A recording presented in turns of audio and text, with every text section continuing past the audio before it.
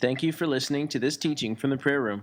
For more teachings, notes, downloads, or to subscribe to our podcast, as well as information about who we are and our upcoming events, visit our website at theprayerroomdfw.com. The book of Revelation, session 30, the scroll of Revelation and the prophets. Now, admittedly, tonight is really kind of part one, and then next Saturday night is kind of part two of the same concept. Tonight, we're going to be talking about the scroll, which we introduced in the previous session. We talk about the scroll in Revelation chapter 5 and 6.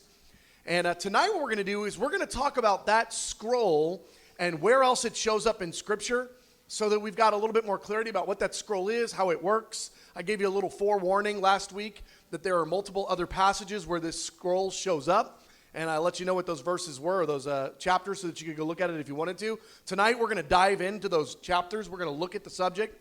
And then next week, we're going to go back to Revelation 5 and 6, and we're going to kind of keep running with this concept. But I wanted to give us a foundation in this scroll in a significant way. So we're going to be looking at parallel passages in the Old Testament and then going back to Revelation. In the Old Testament, back to Revelation. So we're going to be going back and forth talking about the scroll that we find in Revelation chapter 5 and 6. We also find it in chapter 10 and 11 of Revelation. We find it in Ezekiel 2 and 3. We find it in Daniel chapters 11 and 12. And so we're going to be looking at these passages and kind of breaking it down a little bit. So without any further ado, I'm going to jump in to the Ezekiel 2 and 3 passage here. I've given you all the verses, or the ones that we're going to look at out of each of these passages.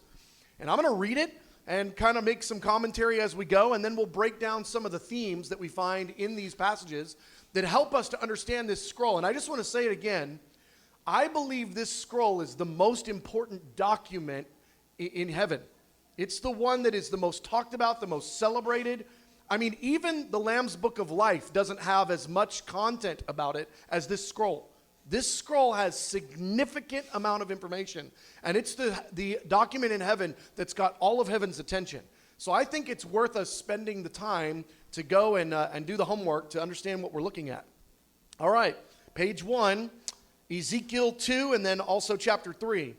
Son of man, I am sending you to a rebellious nation that has rebelled against me. They are obstinate and stubborn.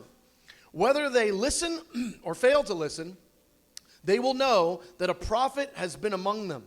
Do not be afraid of their words. Do not be afraid, though you live among scorpions.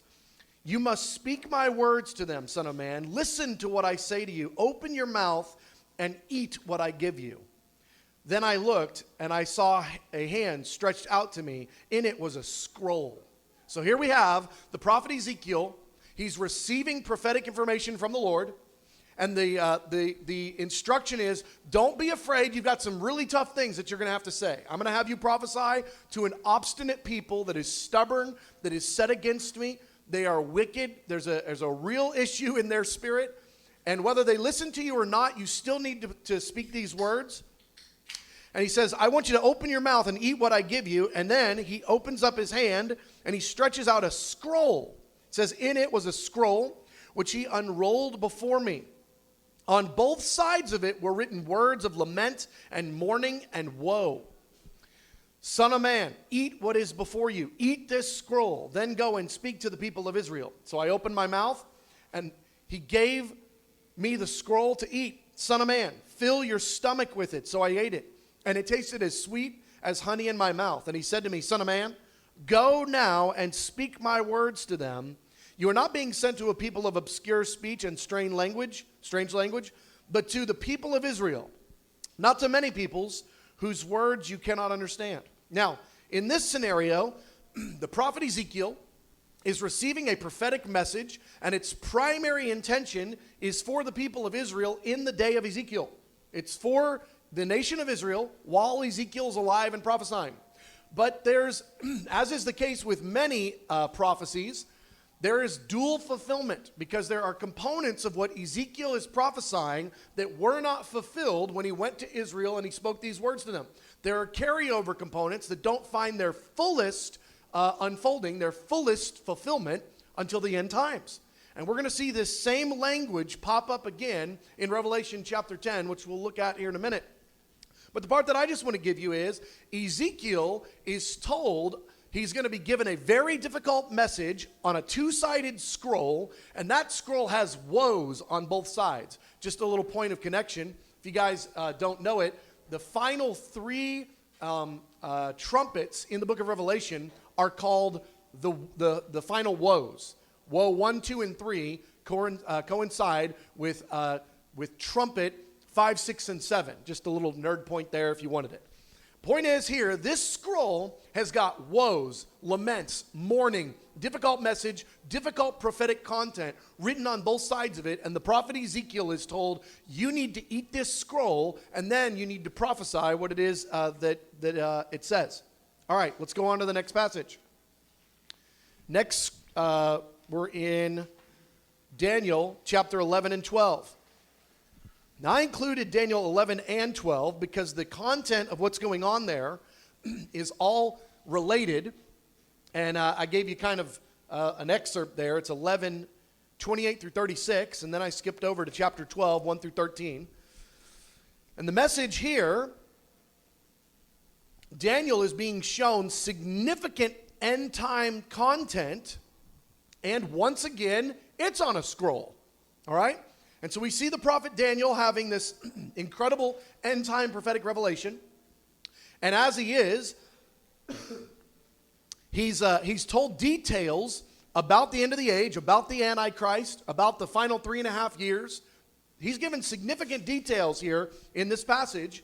And he is told that these details are going to be sealed up on a scroll and that he's not going to be able to have access to it. So I'll just read it to you. All right, Daniel 11, and then all the way through the end of chapter 12. The king, this is talking about the Antichrist, will be set against the holy covenant. His armed forces will rise up to desecrate the temple fortress and to abolish the daily sacrifice. Then they will set up the abomination that causes desolation. If you don't know what that is, it's the mark of the beast idol. So in the book of Revelation, there's the mark of the beast, and there's this idol that's going to be set up. That's what we're looking at here that Daniel's having revelation about. It says the abomination that causes desolation. But the people who know their God will firmly resist him. Though, talking about the people that hold true to Jesus, firmly resisting the Antichrist. Those who are wise will instruct many, though for a time they will fall by the sword or be burned or captured or plundered. Talking about the end-time martyrdom. So that they may be refined, purified, and made spotless until the time of the end, for it will still come at the appointed time. Martyrdom is going to have a profound impact on the church in the most positive sense. Martyrdom will not rob the church of its impact. It will actually amplify the church of its impact. Because those that don't get martyred are going to have to decide all the stronger, are we in or are we out? And if we're in, let's hold the line and even be willing to lose our lives for Jesus if need be. All right, the king will do as he pleases. He will exalt himself and magnify himself above every god and will say unheard of things against the God of gods. He will be successful until the time of wrath is completed, for what has been determined must take place. There will be a time of distress such as not happened from the beginning of nations until then. Those who are wise will shine like the brightness of the heavens, and those who lead many to righteousness like the stars forever and ever. You see the balance here, the balance of power. There's the Antichrist and his aggression. It says he's going to do as he pleases. He's going to be boastful. He's going to conquer Jerusalem. He's going to do terrible things. But then there's also the people of righteousness that are walking in power. And it says they're going to shine like the brightness of the heavens. Now, as Daniel's receiving all this, the angel tells him, but you, Daniel, roll up and seal the words of the scroll until the time of the end. Daniel is being given all this information on an end-time scroll, and Daniel is told, now you, Daniel, seal it up until the time of the end. Many will go here and there to increase in knowledge. There before me stood two others. Now Daniel is still in this encounter, and he sees three. He sees one who's described as the man in linen, and then we see two more angels that are described as being on either side of the river here. There before me stood two others, one on this bank of the river and one on the opposite bank. The man clothed in linen, who was above the waters of the river, lifted his right hand and his left hand towards heaven, and I heard him swear by him who lives forever, saying, it will be for a time, times, and half a time. When the power of the holy people has finally been broken, all these things will be completed. Go your way, Daniel, because the words are rolled up and they're sealed until the time of the end. Many will be purified, made spotless, and refined, but the wicked will continue to be wicked. But those who are wise will understand. As for you, go your way until the end. All right, so here we've got Daniel. He's standing on the side of this river. He sees two angels and then another mighty angel that's in the air, that's above this man in linen. And he's being told, all this prophetic information that I've been giving you, write it down on an end time scroll and seal it up until the time of the end. Multiple times in this passage it says, until the time of the end, until the time of the end. I want this information written down on the scroll. I want for the church forever to know that it exists, but I also want it sealed up until the time of the end. All right, you kind of tracking what's going on here? Daniel has this encounter with this one who's clothed in linen, and it says of him that he's above the river, that he lifts his right hand and his left hand towards heaven. He swears by him who lives forever and ever, and he says it will be for a time, times, and half a time. That means 3.5 years. All right, so in Daniel's encounter here in Daniel chapter 11 and 12, it's all about the end times. He's told it's a 3.5 year period of time, the Great Tribulation. He's given this information by a mighty angel, and he's told all of this, write it on the scroll and seal it up until the end. All right, you with me so far? All right, let's go on to the third passage, and then we'll break down some of the themes. Now we're going to go to Revelation chapter 10 and 11. Revelation chapter 10 and 11, we see this scroll again. So let me just read it. This is bottom of page 2, if you're tracking with me. I saw another mighty angel coming down from heaven. I want you to pay close attention to this mighty angel. I saw another mighty angel coming down from heaven, robed in a cloud with a rainbow above his head. His face was like the sun. His legs were like fiery pillars. Holding a little scroll which lay open in his hand, he planted his right foot on the sea and his left foot on the land, and he gave a loud shout like the roar of a lion. When he shouted, the voices of the seven thunders spoke. And when the seven thunders spoke, I was about to write. But I heard a voice from heaven say, seal up what the seven thunders have said, and do not write it down. Then the angel on the sea and on the land raised his right hand to heaven, and he swore by him who lives forever and ever, and he said, there will be no more delay, but in the days when the seventh angel is about to sound his trumpet, the mystery of God will be accomplished, just as he announced it to his servants the prophets. Go, take the scroll, take it and eat it. It will turn your stomach sour, but in your mouth it will be sweet as honey. I ate it. It tasted as sweet as honey in my mouth. But when I had eaten it, my stomach turned sour. Then I was told, you must prophesy again about many peoples, nations, languages, and kings. I was told the Gentiles will trample on the holy city for 42 months. That's 3.5 years. And I will appoint my 2 witnesses, and they will prophesy for 1,260 days, clothed in sackcloth. 1,260 days is also 3.5 years. Okay, so now what we've got in this Daniel passage is we have got the Ezekiel 2 and 3 and the Daniel 11 and 12 all brought together. Because now we've got the encounter that Ezekiel was having related to take this scroll and eat its contents and then prophesy it. And then we've also got the Daniel account of it's all about the end times. It's the clear, great tribulation period, a time of great distress, 3.5 years long. It's going to be super tough. I want you to take this scroll that's all about the end time scenario, that's all about the prophetic revelation of the end of the age. I want you to take this scroll and I want you to eat it. And after you've eaten it and after you've digested this message, then I want you to turn around and prophesy it. Okay, we've now looked at those 3 passages. So hopefully you've got them at least a little bit in your head, and now I can reference back to them. Let's talk about this mighty angel. It's the same angel giving the scroll to Daniel as it was to John in the book of Revelation. You catch that? The details about him were the same. I'll give you a few of those details. He stands above the waters. In one case, in the Revelation verse, he planted his right foot on the sea and his left foot on the land. This makes him a very big angel, if you can't picture it. Daniel 12 says, the man clothed in linen who was above the waters of the river. So in this scenario, he's above the waters of the river. In the other scenario, he's rooted his feet on the land and on the sea, so he's over half the sea and over half the land. Next, what he says about the timing. In Revelation, he says, there will be no more delay. The mystery of God will be accomplished. Daniel 12:7, it says, it will be for a time, times, and half a time, when the power of the holy people has been finally broken, all these things will be completed. So Daniel, all these things will be completed. Revelation, the mystery of God will be fully accomplished. All right, it's the same concept. This angel is communicating to the prophets all about the promised fulfillment of all this end time revelation that's written on this scroll. All right, and he lifts his hands to heaven. I think it's just so interesting. This detail made it into both Revelation 10 and Daniel 12. He raised his right hand to heaven. In Daniel 12, it says he raised his right hand and his left hand to heaven. So in either case, he's raising his hand. Now, I just want to tell you, I am fully convinced this angel is Jesus. And I'll give you why in 5 points or whatever.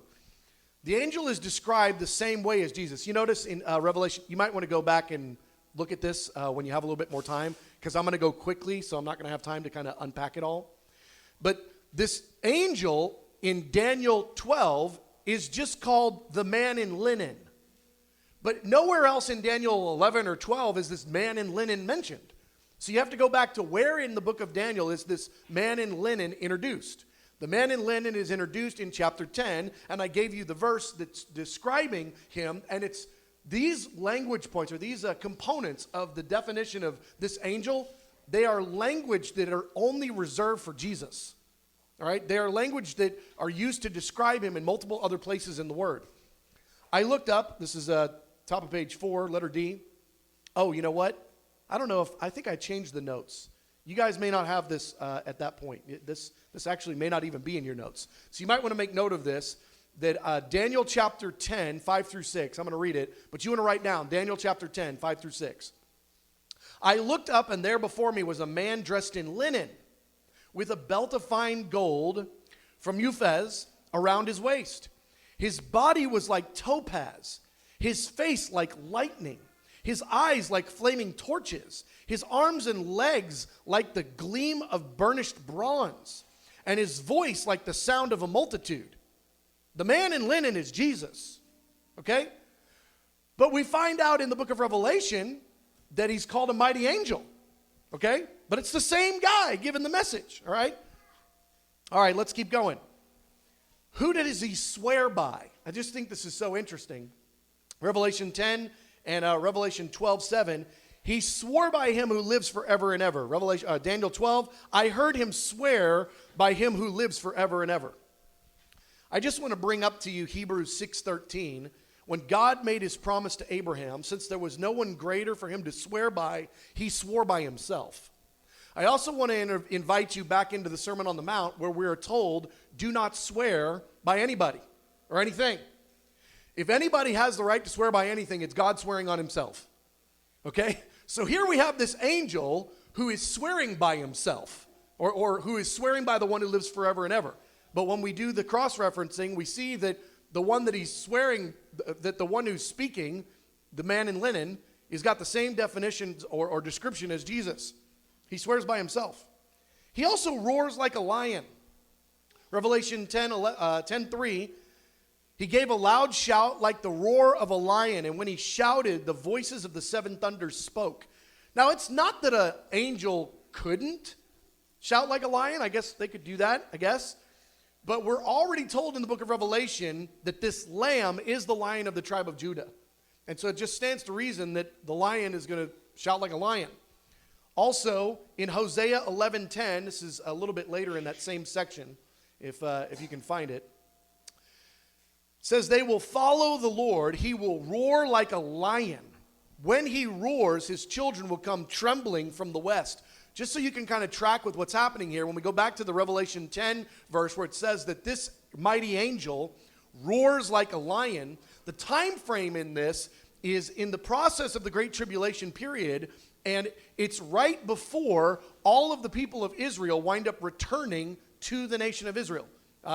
When Jesus finally winds up as king in Jerusalem, ruling and reigning forever. So the Hosea passage is actually, I believe, referencing Revelation, or Revelation 10:3 is referencing Hosea, because we see, again, I'll read it to you. They will follow the Lord. He will roar like a lion, and when he roars, his children will come trembling from the west. The people will return to the nation of Israel. Okay? So we've got a connection point here. Lastly, for me, it's pretty simple. Revelation 5 says there's only one dude who can touch the scroll. There's only one guy, and his name is Jesus. Revelation 5, 3 through 5, no one in heaven or on earth or under the earth could open the scroll or even look inside it. Then one of the elders said to me, do not weep. See the Lion of the tribe of Judah, the root of David. He has triumphed. He is able to open the scroll and its 7 seals. So I think that the only one who has permission to hold this scroll and do anything with it is Jesus. And so I think that it's very clear that the angel that we're looking at in Revelation 10 and then also in Daniel chapter 11 and 12 is Jesus. Okay? Now, one more point here as we move on. Well, no, we don't have time. We'll just move on to number 3. So the scroll was given to be consumed. All right? This scroll is given for the sake of consumption. That's why it's given. That's why it's put in the hands. And Jesus is into partnership. Okay? So we rule and reign with Christ, and really when Jesus wants to get the majority of his stuff down on the planet done down here, he uses you and me. It's not that he couldn't just do it, he just wants to partner. It's how he loves to get the kingdom done. The Great Commission, he doesn't do himself, he lets us do the Great Commission. But it's his Great Commission that we're partnering with him for. So it makes a lot of sense that the Lamb, who's the only one worthy to have the scroll or look inside it, is sharing the responsibility and the partnership of that scroll, both in the end time drama and even leading up to it, in the end time drama, and then in the age to come, that rulership, that title deed of the earth. It makes sense that Jesus is sharing that partnership with his people. All right, the scroll is given to them. Ezekiel 3:2, he gave me the scroll. Revelation 10:9, so I went to the angel and I asked him to give me the little scroll. In both cases, we see the scroll being given. Next, the message is end-time revelation. We see in Revelation chapter 10, verse 7. And again, we're connecting all these passages. So because we have got enough clarity, these passages are all telling us about the same scroll. Then we can start to learn from one passage to help us to understand aspects of another. So here's a great example. Revelation 10:7. In the days when the 7th angel is about to sound his trumpet, the mystery of God will be accomplished. It's clear that the message written on this scroll is end-time revelation. That it's the mysteries of God related to the end times being revealed. And it says in Revelation 10:7 that the 7th angel, talking about the 7th trumpet angel, which when the 7th trumpet sounds, by the way, that's when Jesus comes back at the last trumpet. Jesus returns at the last trumpet. It says, when the 7th angel is about to sound his trumpet, the mystery of God will be accomplished. This is right in the middle of the passage in Revelation chapter 10, talking about this end time scroll being unraveled or being made available. The scroll lies open in the hands of this angel. Just giving you a bunch of the verses that give us clarity that we're talking about the same passage or the same scroll. Ezekiel 2:9, I looked and I saw a hand stretched out to me. In it was a scroll. Revelation 10:8, take the scroll that lies open in the hand of the angel. They say the same thing. The scroll is to be eaten. Ezekiel 3:1 through 2, Son of man, eat what is before you, eat this scroll, then go speak to the people of Israel. So I opened my mouth, and he gave me the scroll to eat. The scroll is to be eaten. We're going to spend a lot of time talking about that subject in a future session when we talk about the forerunner ministry. But for now, I'm just going to say the scroll must be eaten. But there's two things about this scroll when it's eaten. First, the scroll tastes sweet when it's eaten. Ezekiel 3:3, I'm in part E on page 5 or 6. I'm not sure where it's at for you guys. The scroll tastes sweet when eaten. Ezekiel 3:3, so I ate it. It tasted sweet as honey in my mouth. But then look in Revelation. Take it and eat it. In your mouth it will be sweet as honey. I took the little scroll from the angel's hand and I ate it. It tasted as sweet as honey in my mouth. So we see that this scroll, when it's eaten, it tastes sweet. Part of that is the revelation that God gives of his end time plans, it's actually sweet. I can just testify in the oddest sense. I was a person when we got our calling here to start a daily prayer meeting at 5 a.m. and not stop until Jesus came back. The concept of the end times was a totally foreign concept to me. I mean, I knew it existed, but I'd never taught on it. I'd only thought about it twice. I mean, it was not something I gave any attention to. I can think of nothing. I mean, with the exception of maybe the study of the greatest commandment, which really the greatest commandment and Jesus' end time plan, they're really two sides of the same plan. But I can think of very few things that have been as sweet as studying the end times and seeing the plan of Jesus. The plan of Jesus. Even in the midst of the most difficult points of the book of Revelation, the angels, right after a judgment, they cry, "Just and true are your ways, O God." They decry, you are good. Your ways are sweet. Your ideas, your concepts, who you are, what you stand for, it's good and sweet. So when you eat the scroll, it tastes sweet. But another aspect, Revelation 10, 9 through 10. Take it and eat it. It will turn your stomach sour. When I had eaten it, my stomach turned sour. It's interesting because both of the prophets are told to prophesy only after they've digested it, not when they've eaten it initially. They need to go from beyond just the sweetness of the Word of God. They need to be able to digest the message and in its bitterness, in its difficulty, be able to figure out how to communicate it. And so it is a very difficult message to those that do not love Jesus, because the whole message is Jesus is coming, duck. And for those that are not in agreement with his ways, it is going to be sour. It is going to be bitter. Next, there is an appointed time for eating the scroll. I gave you there the Ezekiel passage. I'm sending you to a rebellious nation that have been in revolt against me to this very day. So there we see the timing to this very day, that moment. But then also in Ezekiel 3, just the next verse, I saw a hand stretched out to me, and it was a scroll. Eat this scroll, then go and speak to the people. Go now to the people and speak my words to them. It's talking about the period of gestation, of receiving the message, and then a period of time lapsing, and then the message being proclaimed to those that need it. Revelation 10, we see very similarly. There will be no more delay.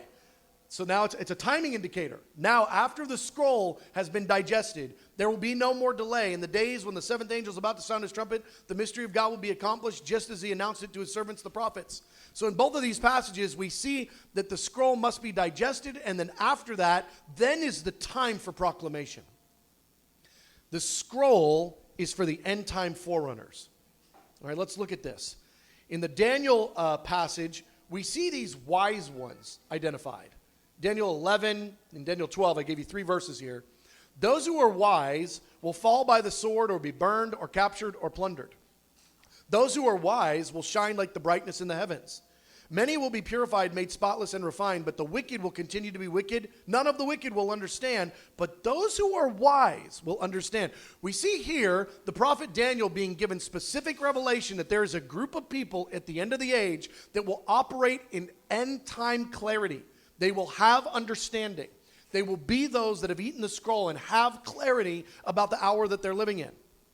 The wise ones are going to turn many to righteousness, it says, Daniel 11:33. Those who are wise, they'll instruct many.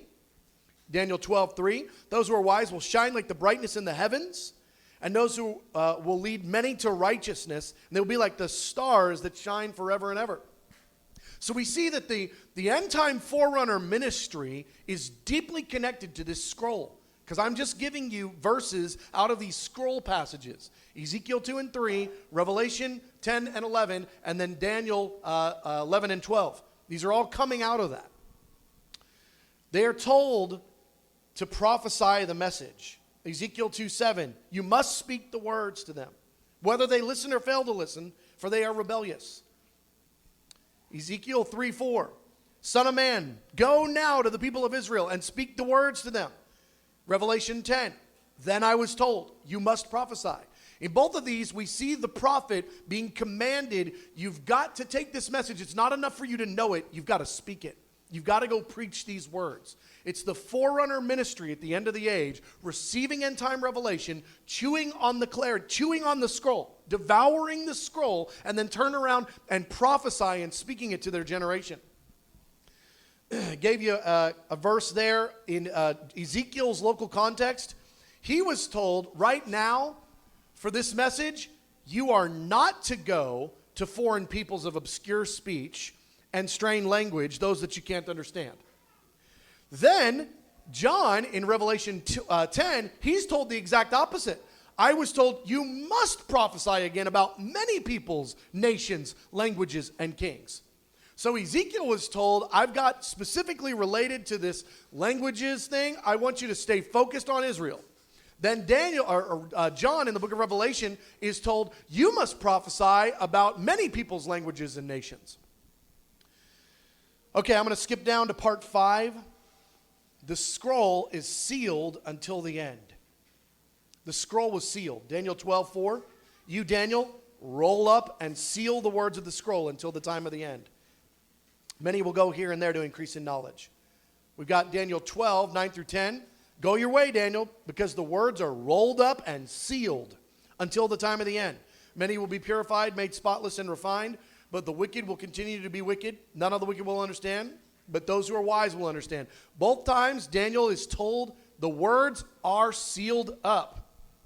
What's the purpose of sealing the information?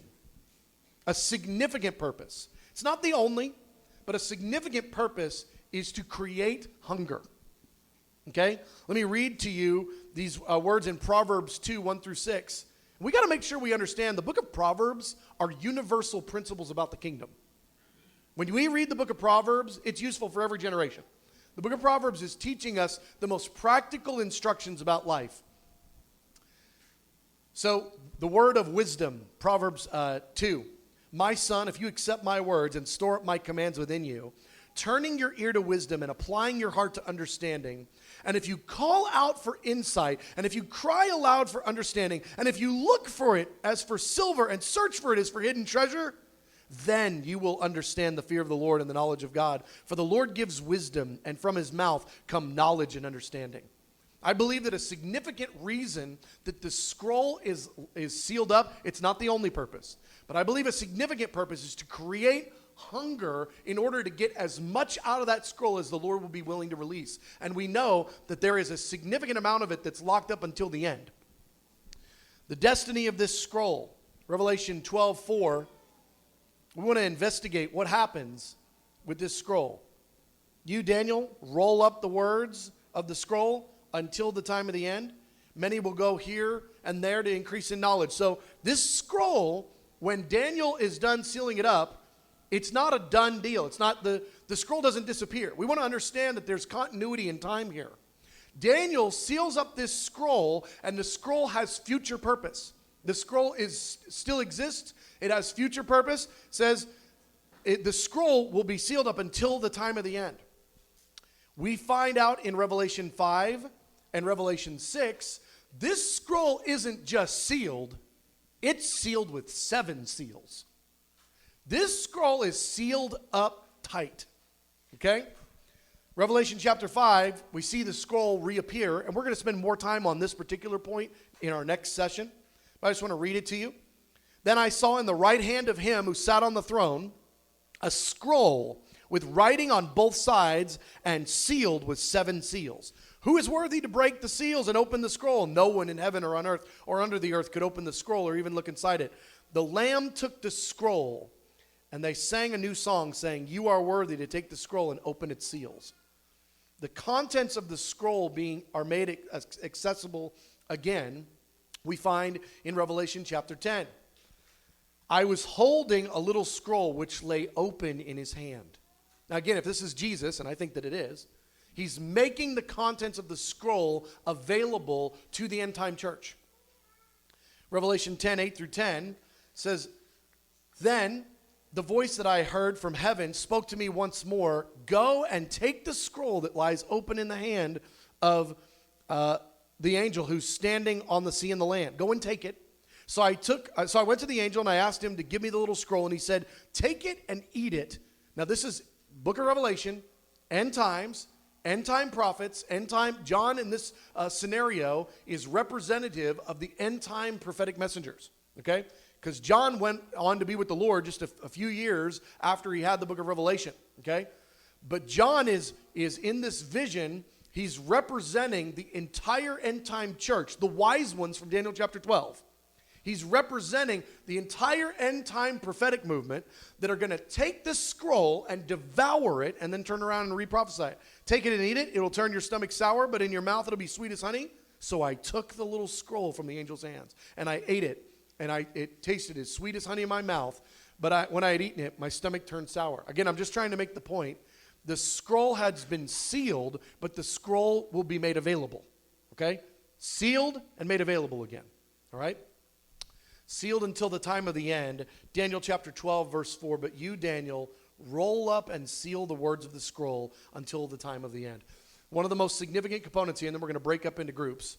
One of the most significant components is that the content of this scroll was always intended to be made known. That which was put on this scroll and sealed up tight, was still supposed to be made known, and the fullness of it is going to be made known at the end of the age. Okay, well, with that, let's break up into some small groups here. Let's do some time of discussion. Andy, how many groups do we have tonight? We've got 4 groups, 7 or 8 in your group. All right, has everybody got theirs? Luke, you guys got yours? Chris, you guys got yours? Question? Okay. All right, well, we'll go ahead and transition now to our time of Q&A. And as always, I'll repeat the questions so that those that are watching online or listen to the message later can hear your questions. And so why don't we start with Andy in the back?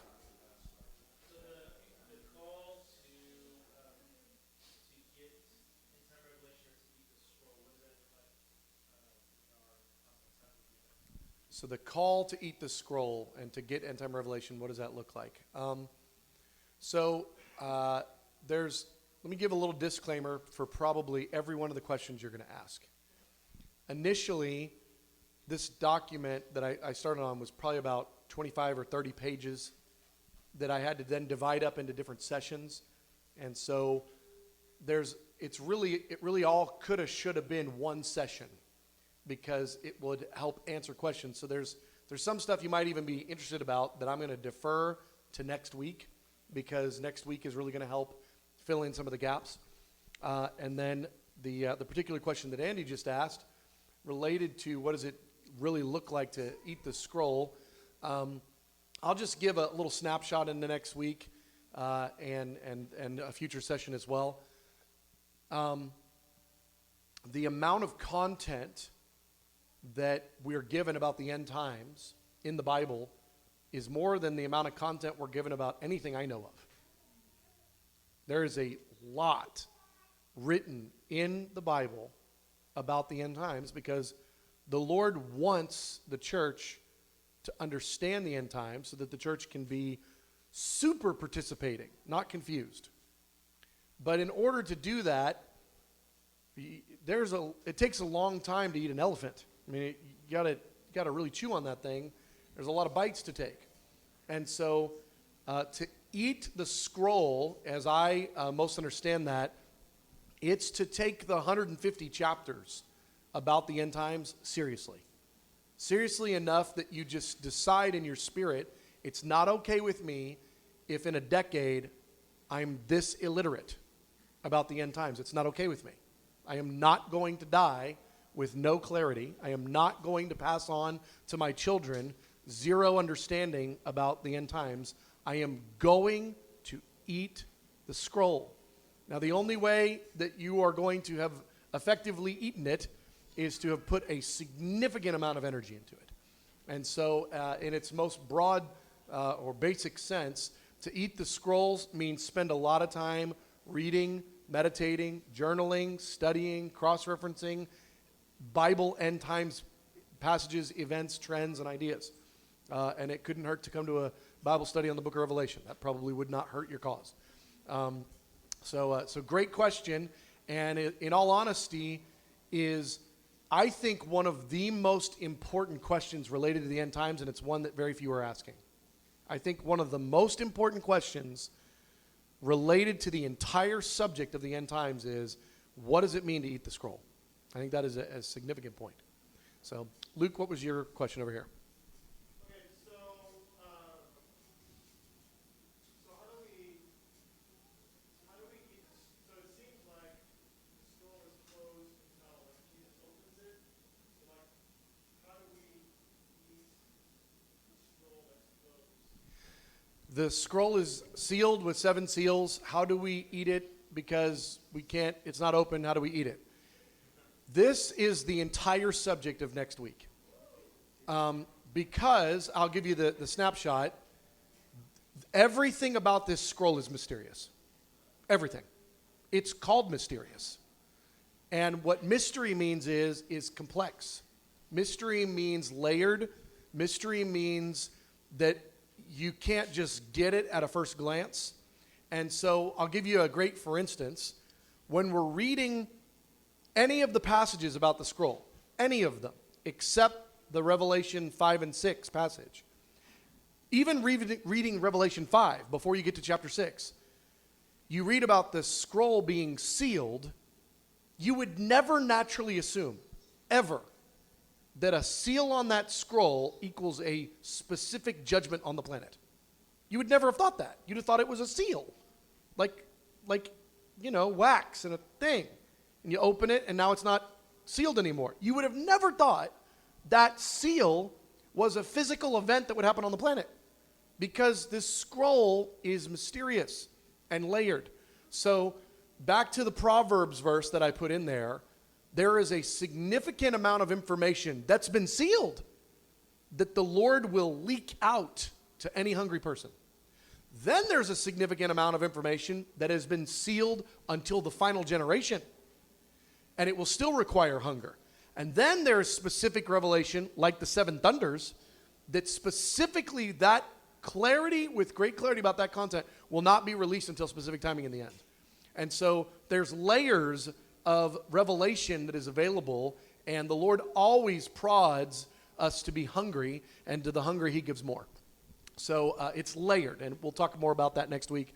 So great job seeing into our future. Okay, Caitlin. So we're looking at all the similarities between different passages. Daniel 12 and Revelation 10 have a lot of similarities. Is this the actual same scene that Daniel and John are both seeing the same occurrence? So the Daniel 12 occurrence and the Revelation 10 vision, the question is, are Daniel and John seeing the exact same thing, or are they getting a similar vision at 2 different times? Is that kind of the question you're asking? I don't know. I really don't know. I don't know. It's a great question. I mean, I would say if it isn't the same thing, then it's certainly communicating the same thing. But like, were John and Daniel like both kind of flies on the wall of eternity, and neither of them realized the other one was sitting next to each other 3 feet away, and they're both seeing this vision? I don't know. I don't know how all that works. There are aspects of mystery, but I will say this. Rather than ask the question that way, I would just say there are countless occasions in the Bible, specifically in the prophets and the minor prophets. There are countless occasions where the prophets are quoting the same phrases. They're having visions and they're seeing the same thing. Is it the same exact vision, or is it they're getting told the same content? We don't know exactly how all that works. But the bottom line is that the communication that they're being given and the revelation that then is supposed to be passed on to the church, to us, and throughout human history is the same message. So I'll say it that way. So great question. Good thing to ponder in a 2-hour prayer meeting. Sign up for Sacred Trust. Okay. What's your question over here? If Jesus is the only one worthy to take the scroll at Revelation 5, why is John able to take it and eat it in Revelation? So if Jesus is the only one worthy to take the scroll, why is John able to take the scroll?